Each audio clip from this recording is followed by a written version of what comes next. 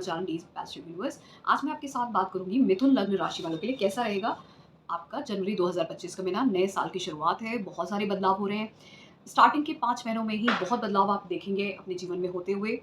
अब शुरुआत करें, आपको अपनी महादशा अंतर प्रत्यंतर पहले पता होनी चाहिए, क्योंकि सबसे बड़ा प्रभाव उन्हीं का होता है। उसके बाद जो बड़े ग्रह के ट्रांजिट होते हैं बहुत कुछ बदल देते हैं आपके जीवन में। आसपास जो लोग हैं वो भी कभी कभार बदल जाते हैं, आपके मित्र भी बदल जाते हैं, जो आपके साथी संबंधी हैं वो भी बदल जाते हैं कभी कभार। खासकर आप देखेंगे आपके हर 3 साल में आपका ग्रुप बदल रहा है। जो लोग थे उनसे अब कोई नया हो सकता है आपके जीवन में। तो अब शुरुआत करें, आपके जो लग्न के स्वामी हैं वो बुधदेव बनते हैं, जो चौथे भाव के स्वामी हैं। तो पहले वो धनु राशि में रहेंगे जो सप्तम भाव में आती है, फिर 24 जनवरी को मकर राशि में चले जाएंगे। जब तक कि वो धनु राशि में है तो आपके तीसरे भाव के मालिक जो सूर्यदेव बनते हैं वो भी वहां पे 14 जनवरी तक रहेंगे, फिर उसके बाद 14 जनवरी के बाद वो मकर राशि में चले जाएंगे। ये जो युति है सप्तम भाव में, ये कहीं ना कहीं पदोन्नति की बात करती है जीवन में।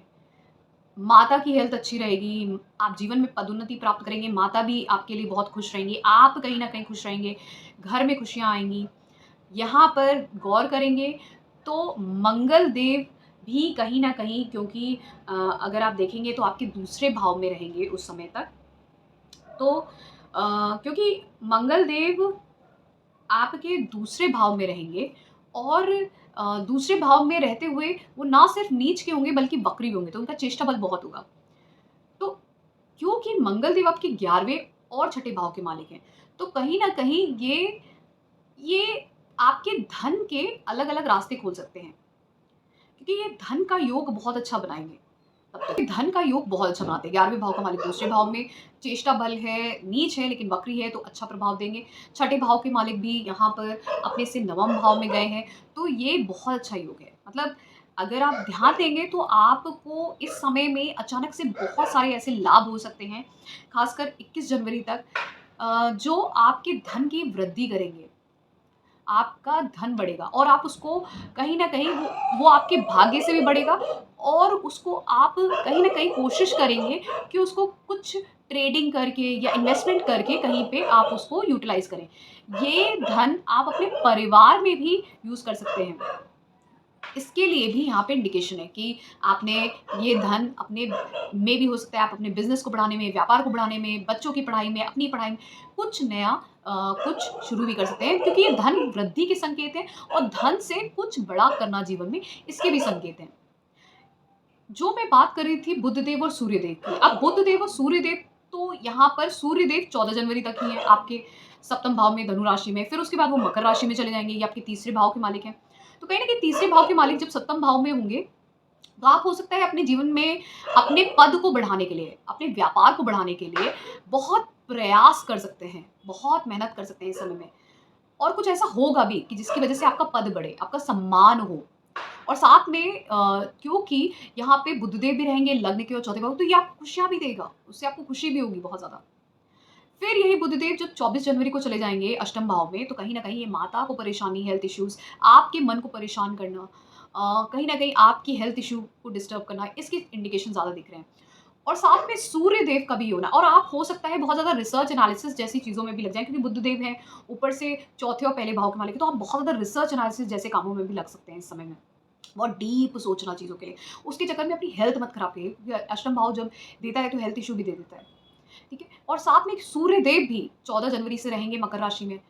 तो यहाँ पर जब ये 24 जनवरी से इनकी युति शुरू हो जाएगी सूर्यदेव और बुधदेव के बीच में अष्टम भाव में, तो वहाँ पर उस समय में कहीं ना कहीं आप ये देखेंगे कि मंगल देव का भी प्रभाव अष्टम भाव में, तो वो प्रभाव देता ही रहेगा। चाहे वो मिथुन राशि में भी जब मंगल देव 21 जनवरी को चले जाएंगे तो भी वो प्रभाव देंगे अष्टम भाव में। तो अष्टम भाव में जब ये प्रभाव देंगे तो पहले मंगल देव डायरेक्ट 7th एस्पेक्ट वाला प्रभाव देंगे, तो कहीं ना कहीं आपके जीवन में ट्रांसफॉर्मेशन आ रहे हैं, बदलाव आ रहे हैं आपके जीवन में।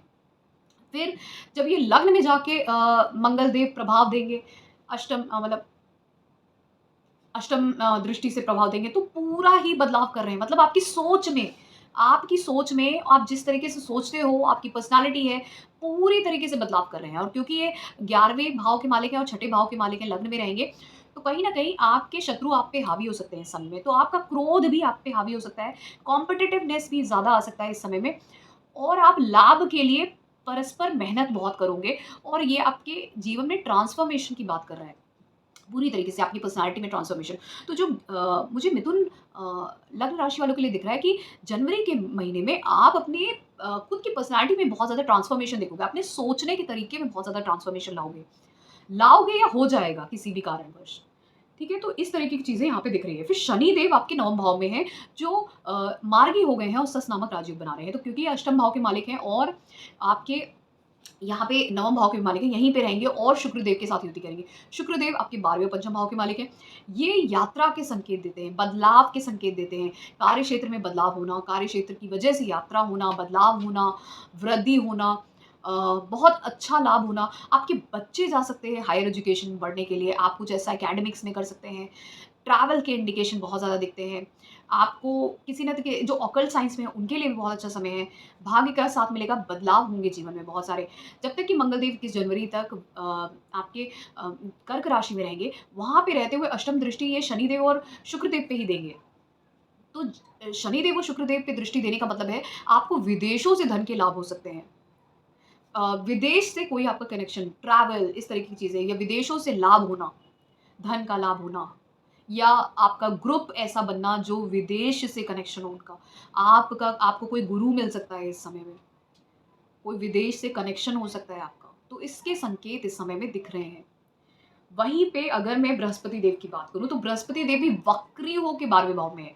अब इनको चेष्टा बल मिला हुआ है क्योंकि बृहस्पति देव आपके सप्तम और दसम भाव के मालिक है। तो ध्यान आपको क्या देना है, क्योंकि जब ये ग्रह आपके 12वें भाव में है, तो ये 12वां भाव बदलाव की भी बात करता है, चेष्टा बल। तो आपके कार्यक्षेत्र में बदलाव, आपके अगर आप मैरिड हैं, तो वहाँ पे भी कुछ ना कुछ ट्रांसफ़ॉर्मेशन और चेंजेस लेके आएगा ये। सेपरेशन हो जाए या किसी कारणवश आपको ही कार्यक्षेत्र की वजह से साथ में दोनों को जाना पड़े या अलग-अलग रहना पड़े, इस तरीके की चीज़ें हो सकती है। या फिर अगर आपकी शादी नहीं हुई है, तो आप शादी के बारे में भी सोच सकते हैं, बदलाव अपने जीवन में लाएँगे क्योंकि बदलाव की बात करें, कार्यक्षेत्र में बदलाव, फिर उसके बाद धीमे-धीमे जैसे ही बृहस्पति नेक्स्ट ईयर लग्न में आ जाएँगे आपके, तो शादी के लिए भी आप प्रयास करने लगेंगे। तो यहाँ पर ये बदलाव की बात करते हैं। अब क्योंकि इनको चेष्टा बल है और ये 12वें भाव में है, तो ये ट्रैवल के लिए अच्छा है, एमएनसी से जुड़ने के लिए अच्छा है, हॉस्पिटैलिटी, हॉस्पिटल के कामों से फ़ॉरेन जाना और साथ में जो लोग इन्वेस्टमेंट बैंकिंग और पैसे से जुड़े हुए काम करते हैं, उनके लिए अच्छा है। और जो लोग ऑकल्ट साइंस में, हीलिंग में हैं, डॉक्टर हैं, उनके लिए बहुत अच्छा समय है। तो ये कहीं न कहीं बहुत अच्छा समय है, उसको आप कैसे यूटिलाइज़ करते हैं वो डिपेंड करता है। 9th हाउस एक्टिवेटेड है, ये लोग एकेडमिक्स में भी जा सकते हैं फॉरेन कंट्रीज़ में।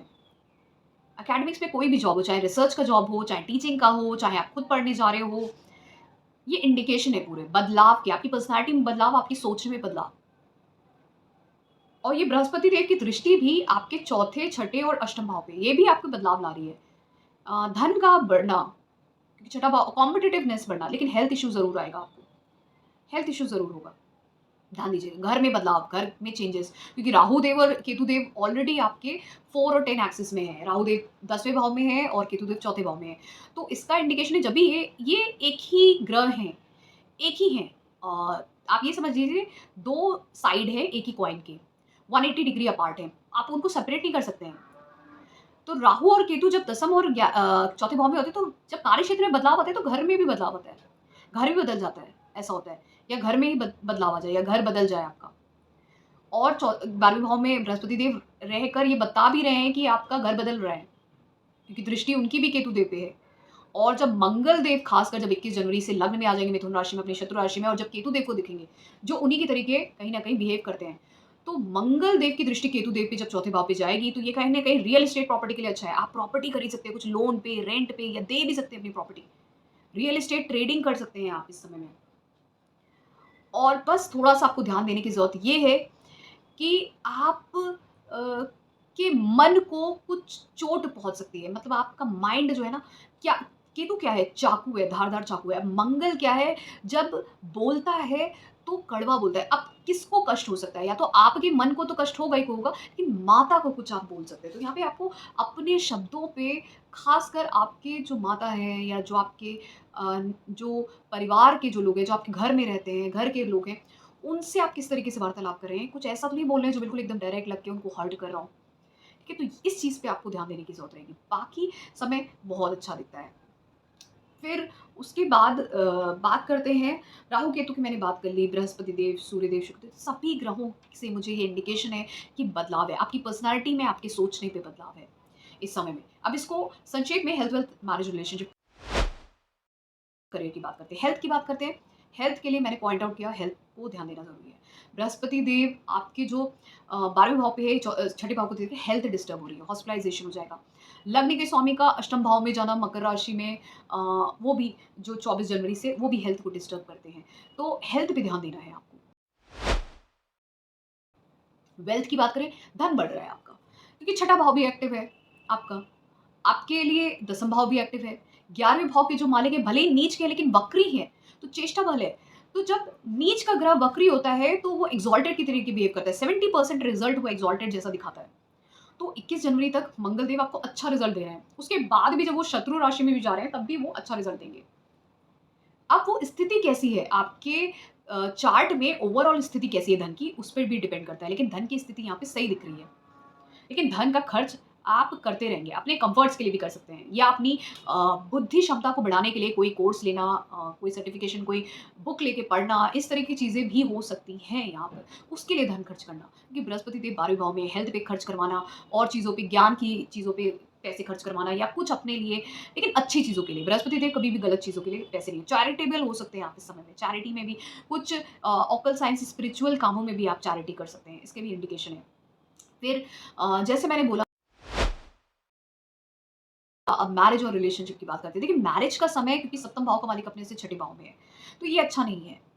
तो आपको वेट करना होगा। मई 2025 से समय शुरू हो रहा है आपकी शादी के लिए भी, योग बनने शुरू हो जाएँगे। आप प्रयास करेंगे तो शादी के योग बनेंगे और शादी भी होगी, लेकिन अभी आपको वेट करना होगा। जिनकी शादी हो रखी है, जो शादीशुदा है, मैरिड हैं, उनके लिए सेपरेशन का टाइम है, सेपरेटिवनेस है। और क्योंकि सप्तम से जो 12वां भाव, वो 6 भाव छोड़ के है, तो कहीं न कहीं मतभेद का है, शत्रुता का है। सप्तम भाव आपके स्पाउस का है, उनके शत्रु का है, तो आप दोनों के बीच में सेपरेशन होना, मतभेद होना, किसी बात पे वाद-विवाद होना, इसकी वजह से या तो मन से सेपरेट होना या फिज़िकली दोनों किसी वजह से सेपरेट हो गए आपस में, इसका भी, या ट्रैवल हुआ स्पाउस का, इस तरीके के इंडिकेशन है यहाँ पे। और आपके भी करियर में बदलाव की इंडिकेशन है, और स्पाउस के साथ कुछ प्रॉब्लम होना अगर आप मैरिड हैं। चाइल्ड बर्थ की बात करते हैं तो यहाँ पर पंचम भाव के जो मालिक हैं वो आपके शुक्रदेव बनते हैं, और शुक्रदेव का ट्रांजिट काफ़ी अच्छा हो रहा है, तो चाइल्ड बर्थ के इंडिकेशन भी यहाँ पर दिखते हैं।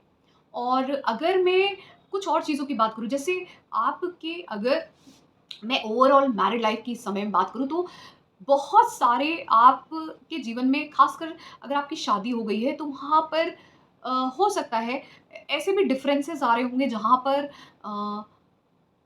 आपके बीच में ईगो क्लैशेस हो सकते हैं। ईगो क्लैशेस होना, या परिवार में बहुत बड़े-बड़े लड़ाई झगड़े होना, मतलब ऐसे लड़ाई झगड़े जो वर्बल फाइट हो जाए, बिल्कुल एकदम प्रॉपर वाली, इस तरह की चीज़ें। क्योंकि आपका सप्तम भाव थोड़ा पीड़ित है इस समय में, 12वें भाव में है, जो अच्छा नहीं है। और मिथुन लग्न वालों के लिए सप्तम भाव ही उनका बाधकेश होता है, और वहाँ पे धनु राशि आती है जो बृहस्पति देव की राशि है। तो ये आपके व्यापार में भी दिक्कत देगा और शादी में भी, शादीशुदा हैं तो। अब बात करते हैं कार्यक्षेत्र, करियर के लिए। करियर के लिए ये समय बदलाव का दिखता है, जैसे मैंने बोला, करियर आपका बदलेगा, ट्रांसफॉर्मेशन होगा। राहु देव जब भी दसम भाव में जाते हैं, करियर में ट्रांसफॉर्मेशन लाते हैं, घर में बदलाव लेके आते हैं। केतु देव जब चौथे भाव में भी रहते हैं, तो कार्य क्षेत्र में बदलाव की बात कर रहा है। अब वो कितनी बार होगा ये नहीं पता, लेकिन जब तक ही रहेंगे तब तक ये बदलाव की। और नवम भाव में शनि देव आपके भाग्य को उदित कर रहे हैं, और कहीं न कहीं आपको वो क्षमता भी दे रहे हैं कि आप प्रयास करें, मेहनत करें, आप बदलाव जीवन में ला सकते हैं, चाहे वो कार्य क्षेत्र में हो, चाहे आपको हायर एजुकेशन जाना हो। फॉरेन के भी डायरेक्शन यहाँ पे खुले हुए हैं। बृहस्पति देव 12वें भाव के कालपुरुष कुंडली में मालिक बनते हैं, इसलिए आपके लिए फॉरेन के भी यहाँ पे डायरेक्शन खुले हुए हैं। फॉरेन नहीं तो अपनी कंट्री में ही कहीं बहुत दूर जाएँगे आप ज़रूर। बदलाव की बात है, ये बदलाव के संकेत हैं, और अच्छा बदलाव हो रहा है। खासकर जो मैंने बोला, इस महीने में जो बदलाव है वो आपकी सोच और आपकी पर्सनैलिटी में है। आपकी सोच बदलेगी और आपकी पर्सनैलिटी बदलेगी, इस तरीके की चीज़ें इंडिकेट हो रही हैं जनवरी 2025 में मिथुन लग्न वालों के लिए। आपको अगर ये एनालिसिस मेरा पसंद आया है, so please do subscribe to my channel deep astro universe. उसके अलावा पेड कंसल्टेशन के लिए आप मुझे कॉन्टैक्ट कर सकते हैं मेरे व्हाट्सएप नंबर पे।